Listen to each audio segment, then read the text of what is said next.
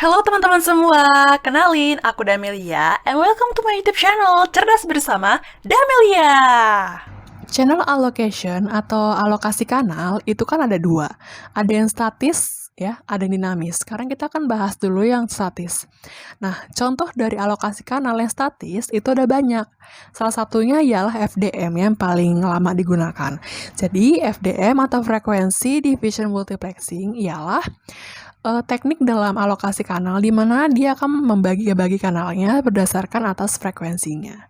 Jadi misalnya ini adalah kanal, maka akan dibagi-bagi ada frekuensi 1, frekuensi 2, frekuensi 3, frekuensi 4, sampai frekuensi ke N seperti itu.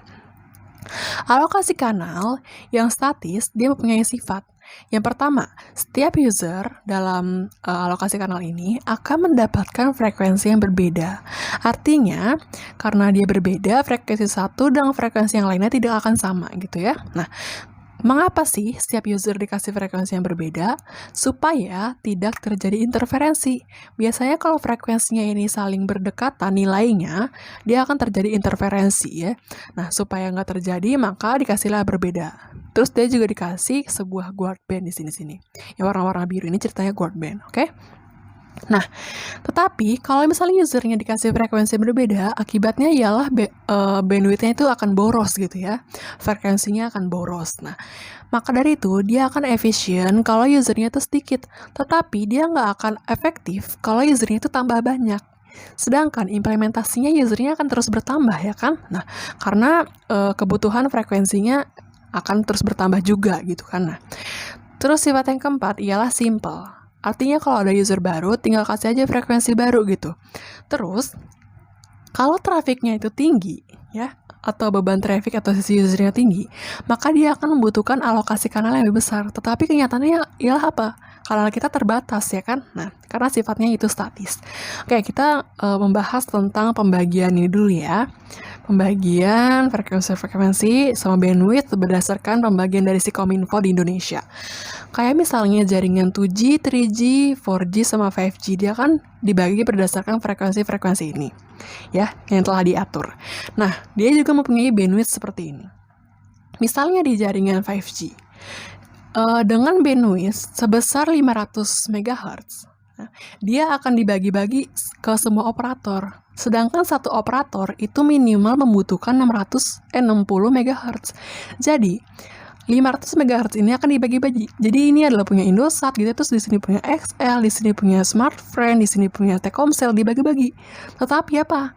Tetapi alokasi kanalnya terbatas, hanya 500 MHz. Maka dari itu, sifat alokasi kanal yang statis dan menggunakan teknologi FDM itu akan menimbulkan banyak kerugian. Ya, selain tidak efektif, kerugian lainnya ialah not fair, tidak adil. Maksudnya apa sih?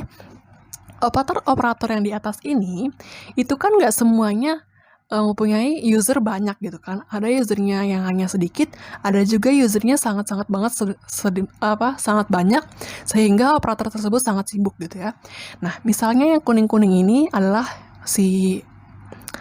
penggunaan bandwidth-nya. Di sini frekuensi 1 menggunakan semuanya, frekuensi 2 hanya separohnya gitu, jadi ini nggak digunakan, frekuensi 3 juga, ini nggak digunakan, frekuensi 4 gitu ya.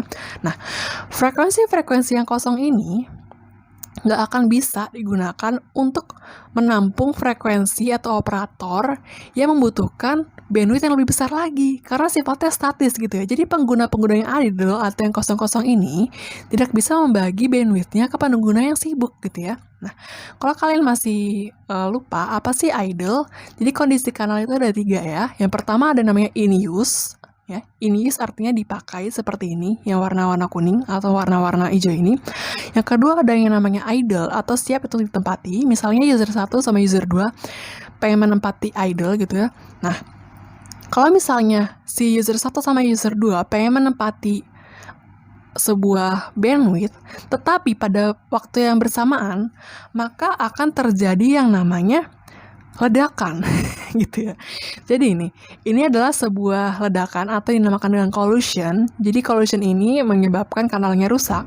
Maka dari itu menyebabkan kondisi kanal yang ketiga namanya inhibit. Artinya kanal yang di depannya akan kosong, tetapi tidak bisa digunakan. Seperti itu teman-teman.